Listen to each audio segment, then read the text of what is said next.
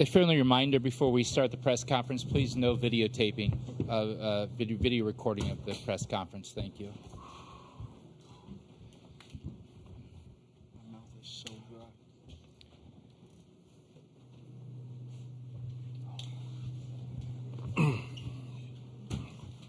Well, Coach, congratulations on the national championship, and welcome, and just give us how you're feeling right now. Yeah, just very surreal.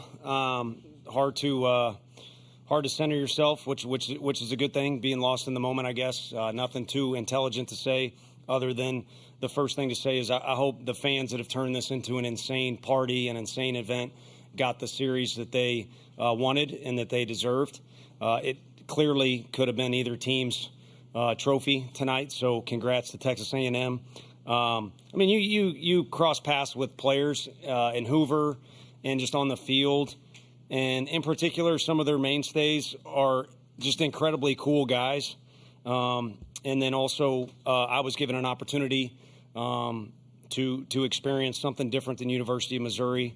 So I owe a thank you to the head coach of Texas A&M, who did a phenomenal job and made an incredible hire this year too.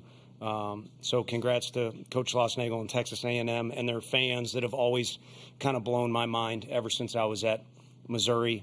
We went to a football game there, and it was unbelievable. Everybody was pretty friendly till Brad Smith did his thing, but Texas A&M's definitely won their fair share of football games. So enough rambling. No better team to win for University of Tennessee than a bunch of guys that were truly the definition of a team, and no better play for our program to, I think, be the winning run on that slide. A guy that's just built with a ton of grit, and his teammates follow his leadership, and it's a great example of how this group got things done. Thank you, Coach. We'll open questions right now for the student athletes. Hunter, can you take us through the slide?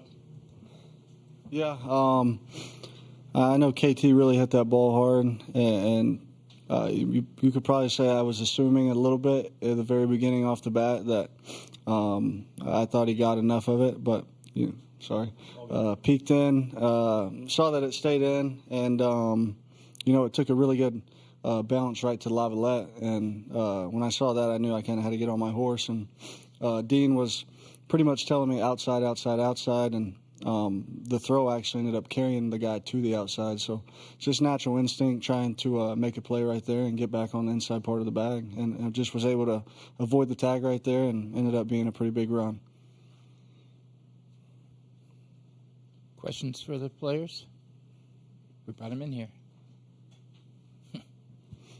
Hey, Dylan, just walk me through the big at bat, and everything that was going on in your head, seeing that ball, fly out the way it did, and then the reaction from your teammates and your coaches, just the moment overall for you. Yeah, I kind of blacked out again in that moment. I know first pitch I overswung on a heater way up, and then I kind of just told myself, I said, just see the ball deep and just put a good swing on some. And he threw me a changeup over the middle, and I just almost tried to be late on it to stay back and put a good swing on it. Any other questions for the players?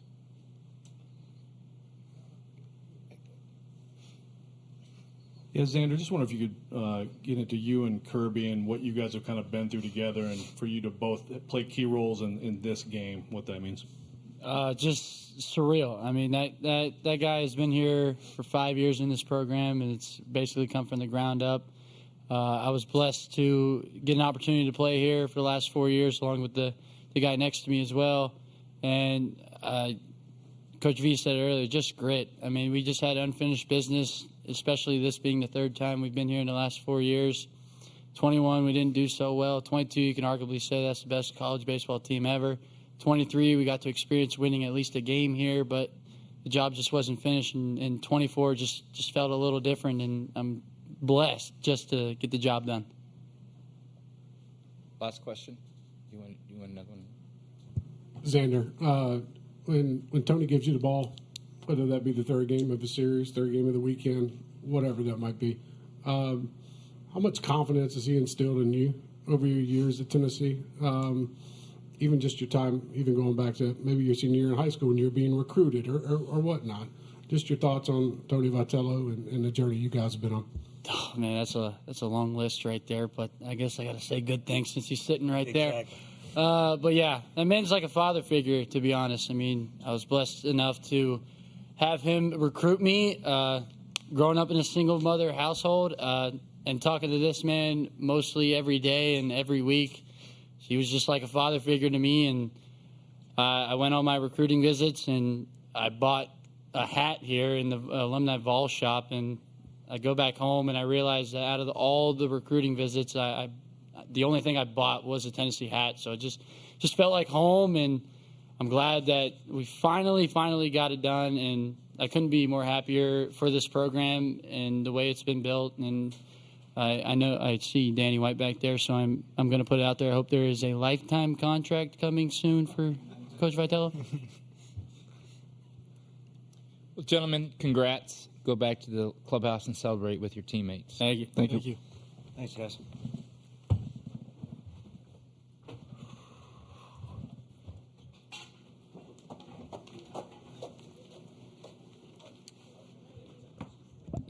Okay, we'll open up questions for Coach. Tony, there's been a lot of talk tonight about grit or blue collar, and just how have you tried to embody that in the program and bring those kinds of players to Knoxville to get a moment like this one? Yeah, I think we've tried to build a support staff that kind of has that image. I mean, when we first came to Knoxville, you're looking at came from Arkansas, arguably the best fans in the league and best stadium, huge crowds, winning tradition. Florida's got in-state players.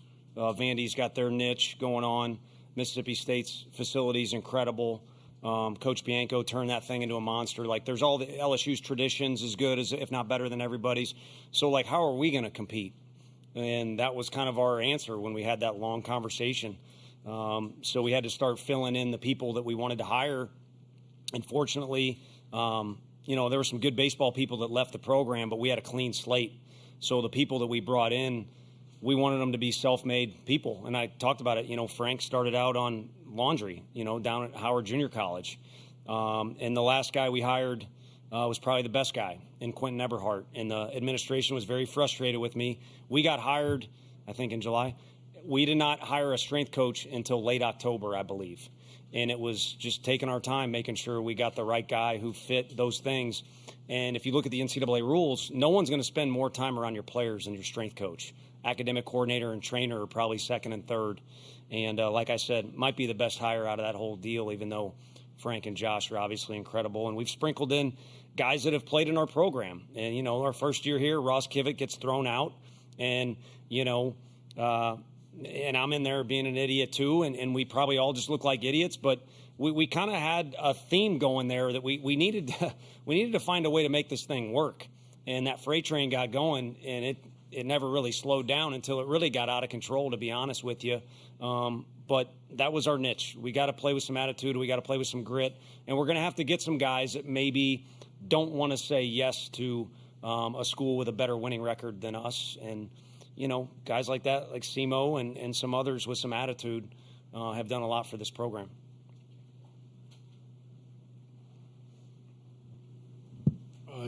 Tony, when you look at the support from other staff members at Tennessee, other coaches who make the trip, people that ring up your phone and text you and blowing you up at night, what does that say about the University of Tennessee and what you guys have built collectively with this baseball program, especially the way it's headed now, the new stadium and your lifetime contract, according to Xander, and whatnot? Well, my brain is not working, and you guys have a job to do, so I try and say things that will help you with that, and then it gets thrown back on me. So yeah, I got a good text message last night from a non-Tennessee fan, but I brought up Texas A&M because, man, we went down there and played, and it was going on at a couple other ballparks in the Big 12 too, but I was like, this is what I want. this is what I was a little kid, and so to that magnitude is what I saw DeSmet High School, the packed gymnasium and the basketball games are so hot in there, and it's full, and everyone's cheering like crazy. I just like that unity. I mean, that's why I'm a music fan, and you are too. You go to a concert and everybody knows the words. I love unity, and that's why to me this is the perfect team to have won, which I was trying to say in a little better words, because they were so close in the definition of unity. And my wish came true. Again, I remember that being as a player. I was talking with Ryan Rallo, who was here tonight. Like, look at these people and what are these chants they're talking about? And now I get to live that out. I did it as an assistant at Arkansas, and because Coach Van Horn gave me that opportunity and also helped lead me along the way. I mean, the one thing I'd like to say, and I think some of them appreciate I hustled around down there, and most of them hate me, which is fine. But what they need to realize is their program definitely had a hand in what happened tonight. There's no question about that. So I'm thankful for my personal opportunity. But guys like Xander and Dylan are benefactors of who I think is the best coach in the country. And Coach Van Horn is who I'm talking about. But Tennessee came calling, and I knew a little bit about it. I knew it had those ingredients, but I've been blown away at how friendly everybody is, how involved everybody is. And loyalty is a very important word to everybody, but especially to an Italian fella. And I don't know that there's a more loyal fan base and really just community when you're in that state. Any other questions for Coach? Tony, the other night you talked about a little bit about how you said college baseball has kind of become a monster and really growing. What is this series with two teams that had never played in this series before, giving fans such a great series, mean to the sport for years to come, and where do you see the sport going down the road? It's got to drag more people into this thing. The crowds were insane. I don't know who had more people or who were more loud. But there are two fan bases that are always hungry for wins, but because, like you said, they hadn't been here before, it kind of sets the stage for what's going to happen in the future. Unfortunately, some of the rules mean the rich get richer, but everybody's got an opportunity to get in the tournament and then advance here, and you've had programs like Gary Gilmore's Coastal Carolina do their thing. But I think there's going to be a parity there, and a reporter asked already about winning down the road, and it's like this league and the ACC who was represented here, and some of these programs are going to be built up because of the portal and other things that go on. You better be ready to take your lumps, because you hopefully can dish some out, but you're certainly going to take some as well. And then again, just the star power. One of you all used that word last year with guys like Dylan Cruz and some of these other fellas. I mean, insane talent that you're able to come watch at this level. Hopefully that answered that question. Do we have any more? Mitch.